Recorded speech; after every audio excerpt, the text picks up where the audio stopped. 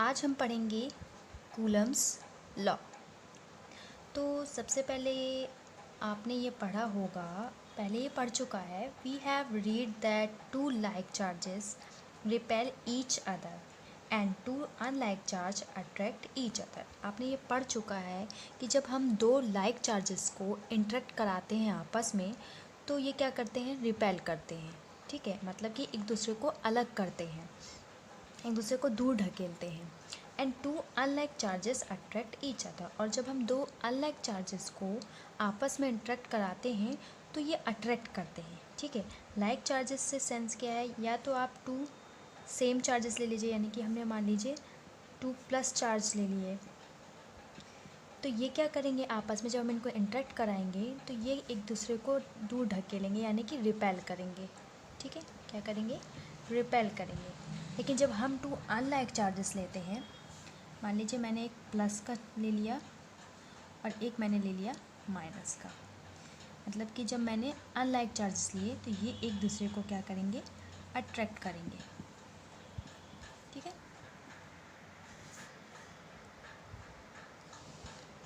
thus it is evident that a force acts between charges। तो इससे ये साबित होता है कि जो फोर्स है वो चार्जेस के बीच में क्या करता है, एक्ट करता है, और यही फोर्स क्या कहलाता है, इलेक्ट्रिक फोर्स कहलाता है। The electric force between like charges is repulsive. यदि तो लाइक चार्जेस के बीच में फोर्स क्रिएट हो रहा है तो वो रिपल्सिव फोर्स कहलाएगा। कैसा फोर्स कहलाएगा, repulsive force. And that between unlike charges is attractive. और यदि वो अनलाइक चार्जेस हैं, अनलाइक चार्जेस हैं, तो वो फोर्स क्या कहलाएगा, अट्रैक्टिव फोर्स, अट्रैक्टिव फोर्स। तो चलिए अब देखते हैं कि कूलम्ब्स लॉ के अकॉर्डिंग क्या होता है। तो यहाँ पर दिया है कि अकॉर्डिंग टू कूलम्ब्स लॉ, ठीक है, कूलम्ब्स लॉ के according to stationary point charges Q1 and Q2, two stationary point charges हैं Q1 एंड Q2, रिपेल और अट्रैक्ट ईच अदर।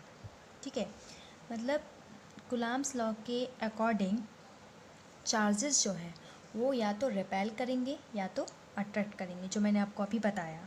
ठीक है, अब यहाँ पर जो फोर्स है, each other with force, repel और अट्रैक्ट करेंगे विथ फोर्स के साथ। अब यहाँ पर जो फोर्स है, which is directly proportional to the product of the charges. अब यहाँ पर जो फोर्स दिया है वो डायरेक्टली प्रोपोर्शनल है किसके, प्रोडक्ट ऑफ चार्जेस के। तो चार्जेस यहाँ पर क्या है, Q1 एंड Q2। तो इस स्टेटमेंट को हम यहाँ लिख के बताते हैं कि जो फोर्स है वो क्या है, डायरेक्टली प्रोपोर्शनल है किसके, प्रोडक्ट ऑफ चार्जेस के। तो चार्जेस क्या है यहाँ पर हमारा, Q1 और Q2, इनको हम मोड में रखेंगे और इसको मैंने इक्वेशन 1 दे दिया।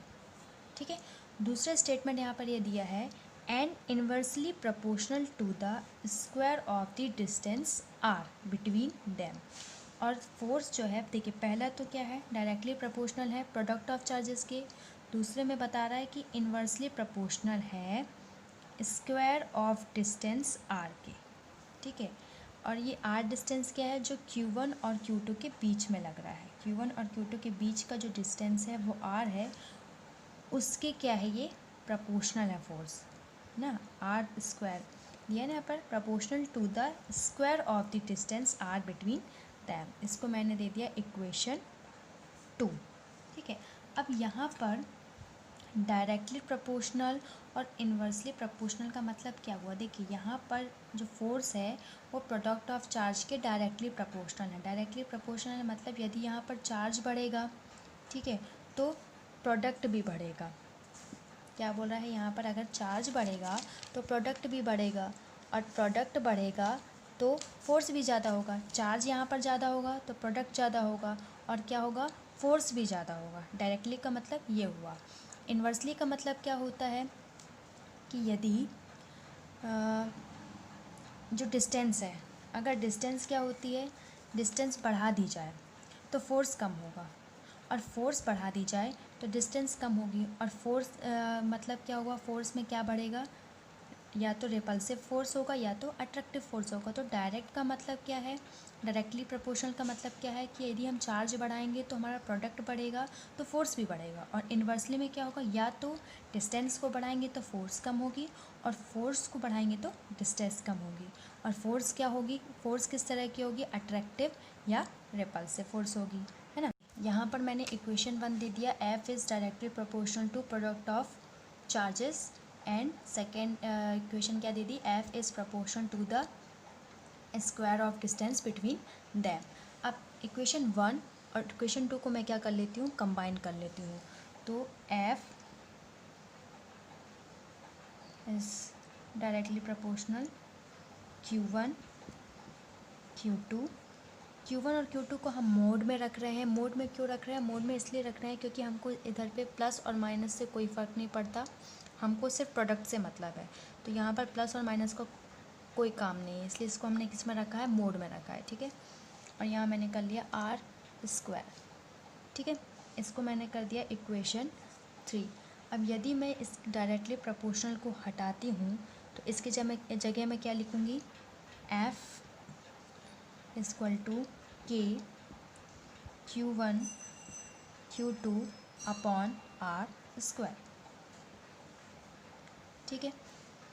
अब यहाँ पर के क्या है, यहाँ पर जो ये के है ये है इलेक्ट्रोस्टैटिक फोर्स कांस्टेंट है। यहाँ पर जो ये के दिया है वो क्या है, इलेक्ट्रोस्टैटिक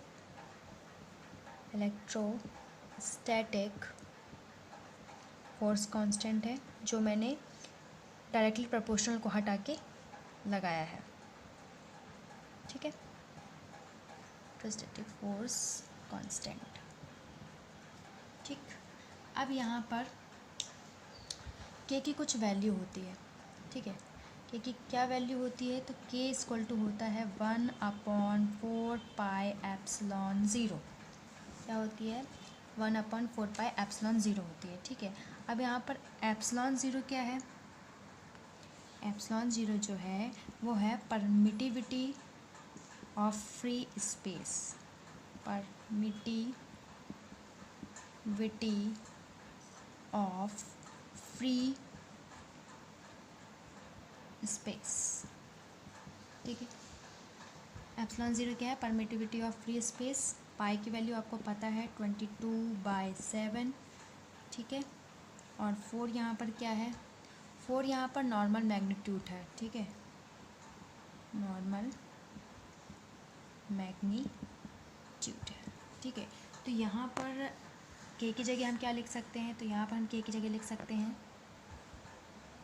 F इक्वल टू, के की जगह हम लिख देंगे 1/4 pi epsilon zero Q1 dot Q2 upon R square, ठीक है। तो यहाँ पर हमको क्या मिल गया, यहाँ पर हमको अट्रैक्टिव फोर्स